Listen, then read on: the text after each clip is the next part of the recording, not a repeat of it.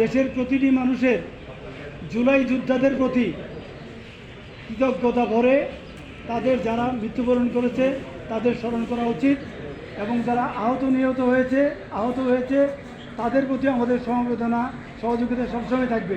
আপনারা নিশ্চয়ই জানেন জুলাই যোদ্ধা সহ অনেকেই সুপ্রিম কোর্ট বার অ্যাসোসিয়েশনে লিখিত দরখাস্ত দিয়েছে, প্রেস ব্রিফিং করেছে।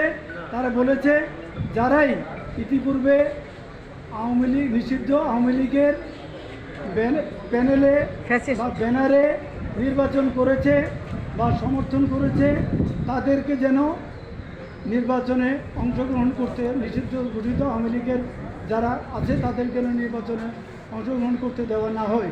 এটা জুলাই যোদ্ধাদের দরখাস্তর প্রেক্ষিতে এবং অনেক সাধারণ আইনজীবীদের দরখাস্তর প্রেক্ষিতে সুপ্রিম কোর্ট বার এটা সিদ্ধান্ত নিয়েছে।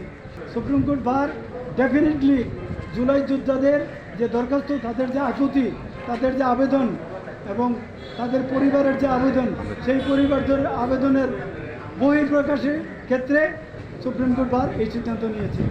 এখানে সাধারণ আইনজীবীরা সেটাকে সমর্থন করেছে। দলের বিরুদ্ধে, দলের নেতার বিরুদ্ধে, প্রধানমন্ত্রীর বিরুদ্ধে অনেকেই অনেক রকম ফেসবুকে থেকে শুরু করে বিভিন্ন রকম প্রপাগান্ডা করতেছে।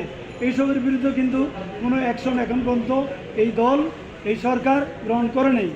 আর এই বিষয়টা যেহেতু মাননীয় প্রধান বিচারপতি মহোদয়ের নির্দেশিত আদেশ, আর এই বিষয়টা আমি মনে করি, আমি ব্যক্তিগতভাবে মাননীয় প্রধান বিচারপতি মহোদয়ের সাথে আমি কথা বলে ওনার এই যে সার্কুলার, এটার ব্যাপারে ওনার মন্তব্য নিয়ে আমি আপনাদেরকে জানাবো।